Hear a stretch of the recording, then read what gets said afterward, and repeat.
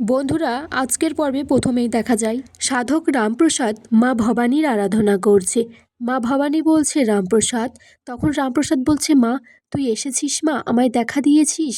মা ভবানী বলছে অনেক রক্ত ঝরবে, হাহাকার হবে, মানুষ খেতে পাবে না, অরাজকতায় ভরে যাবে, তুই এগুলো হতে দিস না রামপ্রসাদ। রামপ্রসাদ সাধক বলছে মা তোর চোখে জল কেন, এ তুই কিসের ইঙ্গিত দিলি মা। মা ভবানী একটা দর্পণে দেখায় যে সেখানে রবার্ট ক্লাইভ আর ভবানী যুদ্ধ করছে, বাংলার অবস্থা হাহাকার। তখন নাটোর থেকে দুজন পাইক গিয়ে রামপ্রসাদকে বলছে যে রাজরানী আপনাকে বলেছে তার পায়ের ধুলো নাটোরে একবার ফেলতে। রামপ্রসাদ তখন কালিমাকে বলছে আমি বুঝতে পেরেছি মা তোর ইশারা, আমি তোর ইশারাই চলবো। এদিকে ভবানী মা ভবানীকে বলছে একদিকে আমার মেয়ে তারা, একদিকে রাজনৈতিক অরাজকতা, এত টালমাটাল আমি কিভাবে সামলাবো মা।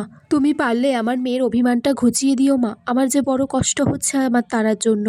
তখন সত্য এসে ভবানীকে খবর দেয় যে দেবীপ্রসাদ মুর্শিদাবাদের একজন খাস লোকের বাড়িতে লুকিয়ে আছে। তখন একজন পাইক এসে খবর দেয় যে জগৎ শেঠের লোকজন এসেছে রঘুনন্দনের সাথে কথা বলতে। এদিকে দয়ারাম, সত্য আর রঘুনন্দন ভবানী একসাথে কিছু আলোচনা করছে। তখন দয়ারাম বলছে যে সিরাজের কলকাতা আক্রমণ সফল হয়েছে, সে কলকাতা দখল করে নিয়েছে।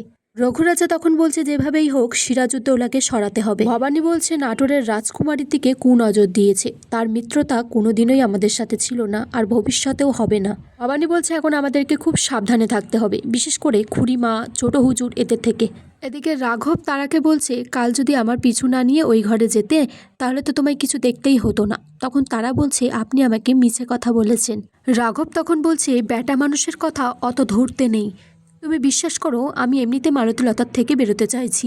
তখন তারা সুন্দরী একটু তেজ দেখে উঠে গেলে বলছে দেখো তেজ কেমন মেয়ের, শুধুমাত্র রাজরানীর মেয়ে বলে কিছু বলতে পারছি না।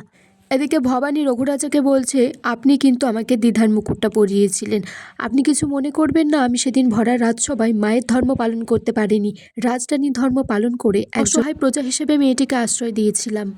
আগামী পর্বে দেখা যায় সাধক রামপ্রসাদ ভবানীকে বলছে সামনে মহাপ্রলয় আসছে।